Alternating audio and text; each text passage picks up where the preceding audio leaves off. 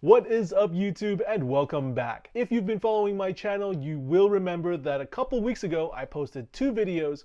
One, 5 reasons why you shouldn't buy a Land Cruiser, and two, 5 things to look for when buying one. If after watching both of those videos you still ended up with a 100 series Land Cruiser, then welcome to the club. Before you take that Land Cruiser out to someplace exotic and remote, let me tell you from my experience 5 maintenance items that might prevent you from being stranded.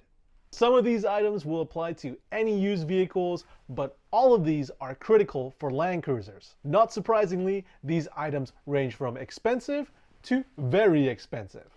For those that I've already done videos for, I will leave a link as well as the parts used in description down below. So make sure you go ahead and check that out. This list is in no particular order. However, at the end of the video, I will give you, based on my personal opinion, which item is most important. So make sure you stick around. If you're enjoying this video so far, don't be shy. Make sure you go ahead and hit that like button. And for more Land Cruiser and Overland content, don't forget to subscribe. So first on the list, we have timing belt and water pump. As you already know, the timing belt and water pump are wearable items and they will eventually need to be replaced. The actual part, the timing belt itself and the water pump itself, is not that expensive. However, the labor required to get to those parts is pretty intensive. While you're doing your timing belt and water pump, you might as well change a couple of other items, such as the thermostat, the cam seals, the tensioners,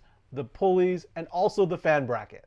For this job, I do recommend using Toyota OEM parts. However, I do hear you can get some ASIN parts for pretty cheap. For those that don't know, ASIN is actually the manufacturer for Toyota parts, so the quality is the same. I've actually already done the timing belt and water pump on my Land Cruiser, and it actually took me the whole day. So if you decide to take it to a shop, you can expect to pay anywhere from $1,000 all the way up to $2,500 for the timing belt and water pump. Item number 2 on this list is going to be the cooling system. Now, the cooling system on the Land Cruisers are actually pretty robust, except for 2 plastic pieces. Number 1 is going to be your radiator. Number 2 is going to be the heater core tees. So funny story, when I went to go buy my Land Cruiser, I believe at that time it had 170-ish thousand miles on it. After the test drive, I opened the hood and you can see the hairline cracks on the top of the radiator with a little bit of coolant seeping out. Not too long after, I did notice the heater core tees were also leaking. Luckily, at that time I was close by to home and there was no damage done to the motor. Number 3 on the list is the fuse box. So the fuse box is actually a Land Cruiser specific problem. It causes the crank but no start issue. Initially, I thought the crank and no start issue was caused by a faulty EFI fuse. When I pulled out that EFI fuse, it was slightly melted, and when I put a new one in, it seemed to work okay for a little bit.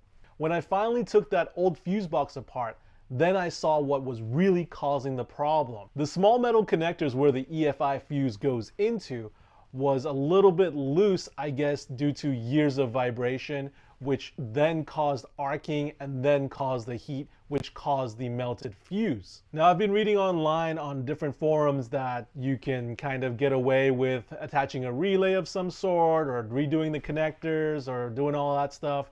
But hey, my philosophy is fix it once, fix it right, never have to worry about it again. Number 4 on the list is going to be the starter. Just like the timing belt, the starter is not a particularly expensive part. However, the labor required to get to the starter is pretty intensive. From what I know, the intake manifold actually has to come off to gain access to the starter. Luckily, I haven't had any issues with my starter so far, but when I do, you bet I will be replacing it with a quality OEM starter along with brand new intake manifold gaskets, the whole shebang. And number 5 on the list, I have the Brake Master. The Brake Master failing isn't unique to the Land Cruiser. However, the Land Cruiser Brake Master is definitely unique. If you haven't looked at your Brake Master yet, make sure you go check it out. It's actually built into the brake booster, as is the ABS unit. So when this guy fails, not only will you lose all braking, you will have to replace the whole system, including the brake booster and the ABS unit. The price alone for this piece from Toyota is $2,300. However, there is a cheaper option. When I did this job on my Land Cruiser a few years back, Toyota did offer a rebuild kit for the BrakeMaster cylinder. From what I remember, the kit includes all the seals for your BrakeMaster, so it restores your braking power to almost brand new as long as your BrakeMaster piston was not damaged. From what I hear, that rebuild kit works for some people, but doesn't for others. For me personally, I've had that rebuild kit in my brake booster for roughly about 6 years now, and I haven't had any problems with braking. It is definitely a bit more work.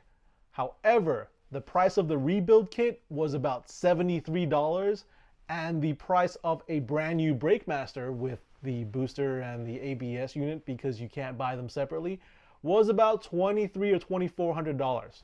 So pick your poison. So that concludes my list of the 5 most important fixes that need to be done to any Land Cruiser. Now, I know a lot of people have limited budgets and can only do one repair at a time. If I had to choose one thing to fix immediately, the one that I think is most important, I'd have to go with the fuse box. The reason being, the fuse box is not a wearable item, so you can't tell just by looking at it if it's worn or really worn. And without it, no matter how pristine your Land Cruiser or your LX is, it is not gonna run. So that is my list. Do you agree with me? Do you not? Did I miss anything? Drop a comment down below. If you enjoyed this video, don't be shy. Make sure you go ahead and hit that like button. And for more Land Cruiser and Overland content, don't forget to subscribe. Thanks for watching.